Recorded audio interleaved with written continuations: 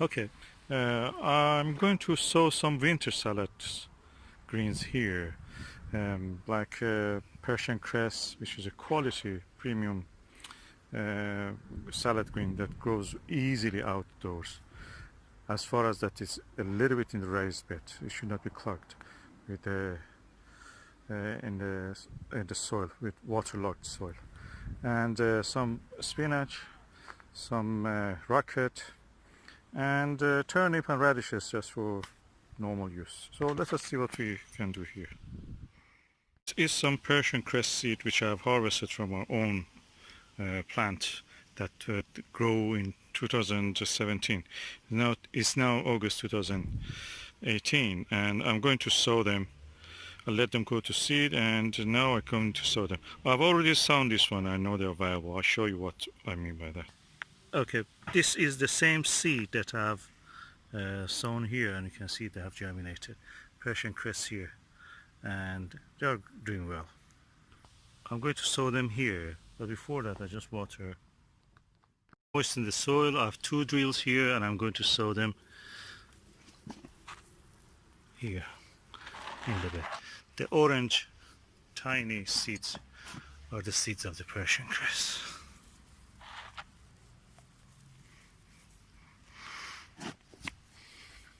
And I do also in this drill. I don't need to winnow it. When you buy it, they winnow it, but I don't need to do it. I cannot really do it. I don't have the time for it. So I just have the dry seed, and I can sow it. That's the seed, as you can see, and I'm growing them between these lettuce plants. I'm going to turn the soil over it lightly, gently.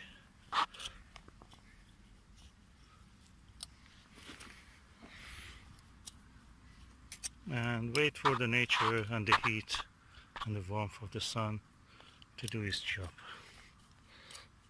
So I know that these are between these 2 rows of the lettuce.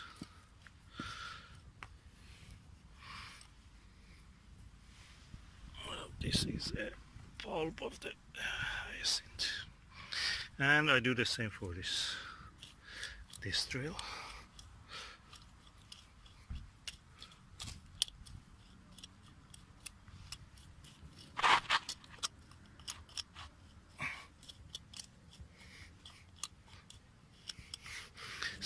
Saving your own seed is so blessed. You get very fresh seed at the same time. You know that they germinate. You don't pay anything for it also. I've decided in one of these beds sow some of this mustard red zest and probably some salad racket, serrata. We'll see. Okay, this is a mustard red zest. I'm opening now the pack. Okay, this is the way the seed looks. The good thing is that I can just sow thickly here, and I will take whatever I want from here. I use it as a nursery bed also. Besides that, it's a permanent bed. I took the plants when they are good size to the polytunnel, planted there. So that's a good thing. On the seeds now, you can see them here. These are the tiny round cabbage-like seeds. Seeds of cabbage, brassica, I should say. And the drill is now ready. I just cover it with soil. Now the bed is ready. This drill is ready, and the rest of it is up to the nature. This is the endive, mixed endive, Italian seed, authentic Italian seeds.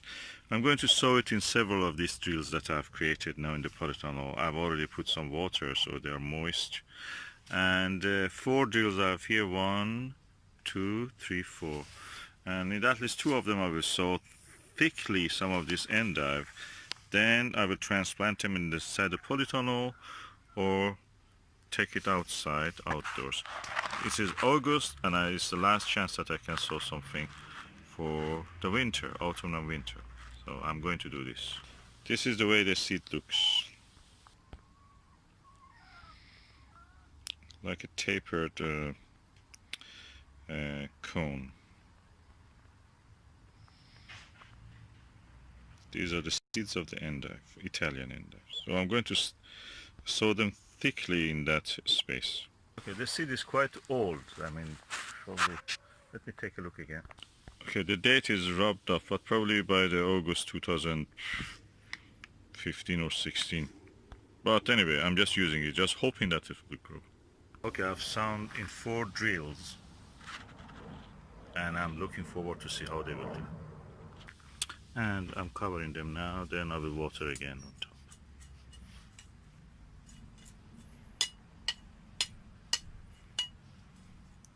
It's an interesting thing to see if the old seed actually can grow.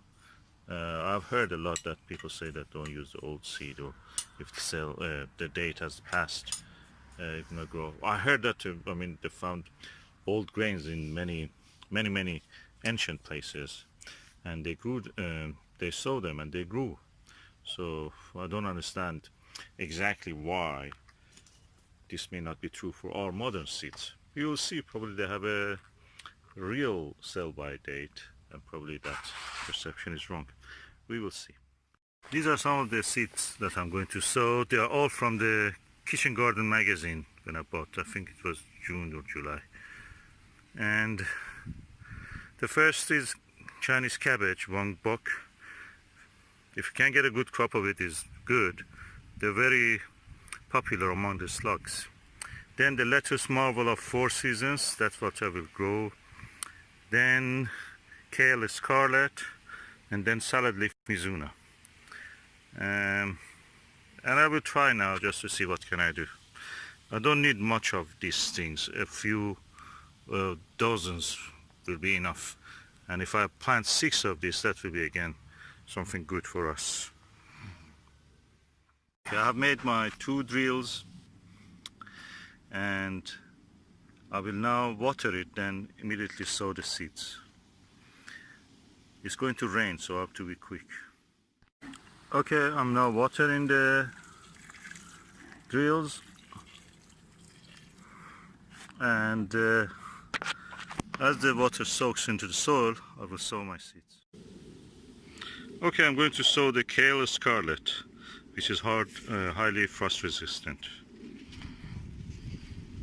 That's the way the seed looks.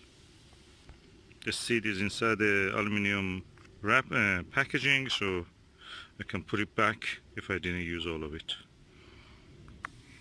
I'm now sowing the seed in around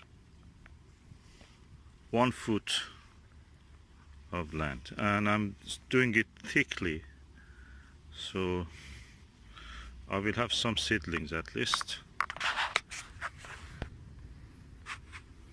and I will cover it when it germinates.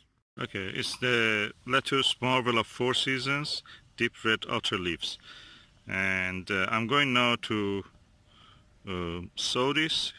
It looks quite like a cabbage in a way, so this is a time to sow.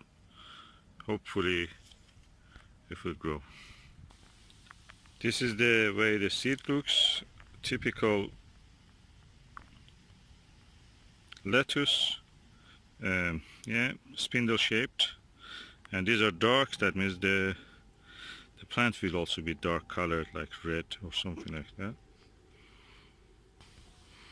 And now I'm sowing it thickly here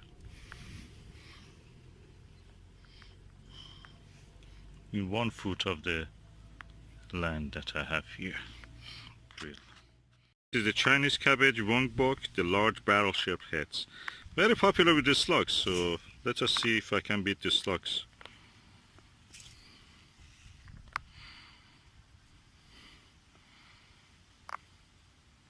Okay, the seeds of the Chinese cabbage, Wang Bok, very cabbagey look, like our brassica, looks similar. And I'm going to sow them in a thick drill.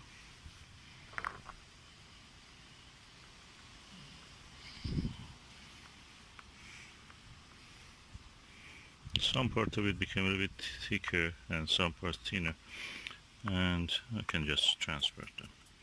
And in 1 foot of the drill up, I sow them. Okay, this is a salad leaf Mizuna, and I need this for polytunnel for winter. It really good, grows well. I may try to grow more in the polytunnel this year. So more varieties, that's what I mean. And let us see how it looks. I suspect it's a brassica family, it's a Chinese vegetable. So it looks like the seed looks like all the cabbages, like a brassicas, roundish kind of. Let us see. Yeah, when you look at the brassica family seeds, you will believe that all the plants are from one or two similar ancestors. I'm going to sow this now in a thick drill.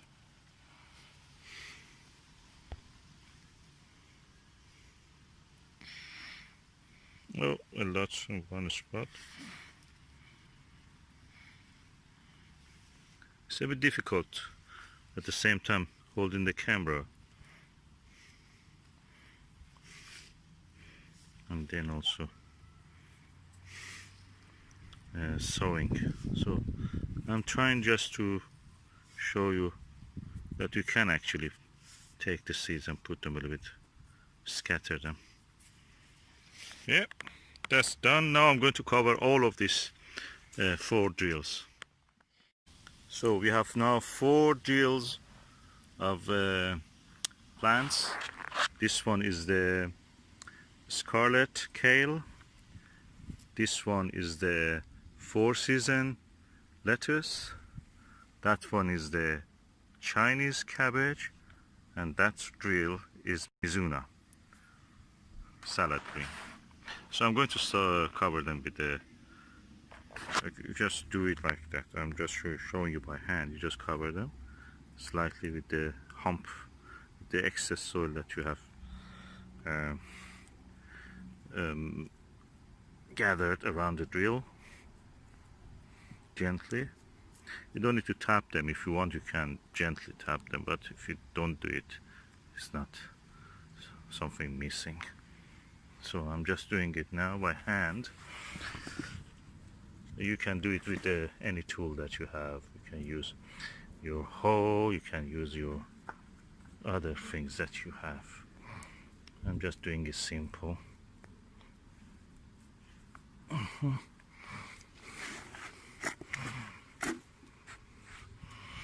Okay, it's done. And the way that we started from this flower. I will end it now into the sky. As you see, dark clouds are coming.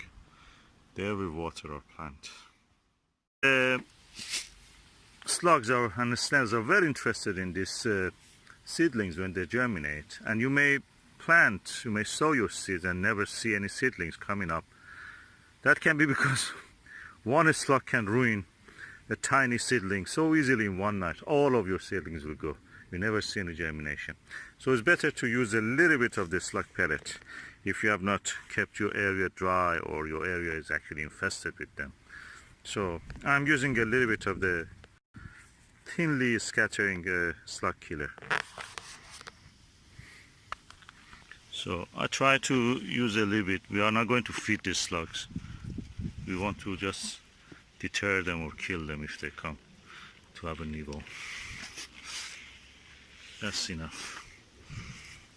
That is enough. Yeah. And hopefully we will have a germination. Okay, I have a pack of plain-leaved 2 parsley from Mr. Fothergill's, and it came with a Kitchen Garden magazine. Packed in the year 2016 and sold by the 5th of June. Oh no, May of 2018. So I'll be past that time, but I will try again just to see how it will do. I've prepared a drill with some water inside it to moisten it. That's the way the seeds look. Beautiful seeds. Lovely to look at. And I'm going to sow them now thickly in this one less than 1 foot drill, which is here.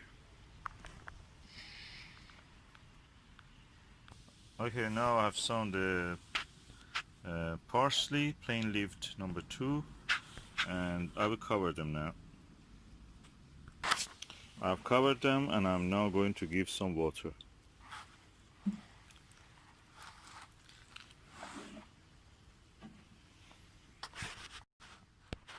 This is a coriander seed from Mr. Fothergill's, and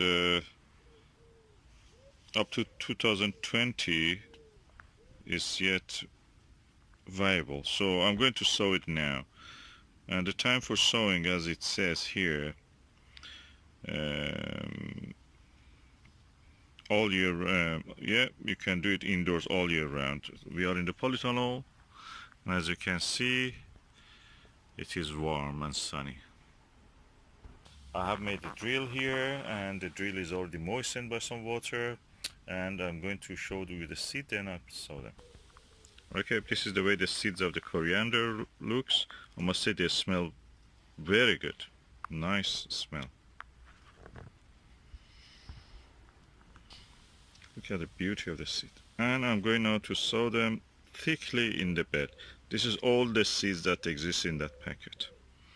As you can see, in a 25 centimeter, less than a foot bed, I have sown the seeds of the coriander thickly. This side of it is the endive, this side is the parsley, plain leaf number 2, and this is coriander. And I'm using this as a nursery bed. Okay, I'm going now to cover them.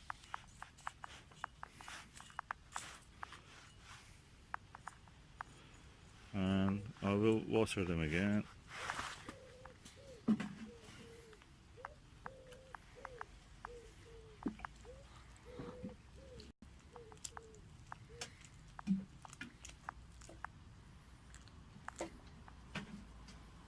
Some of the seeds which have floated, I will put more soil in them, so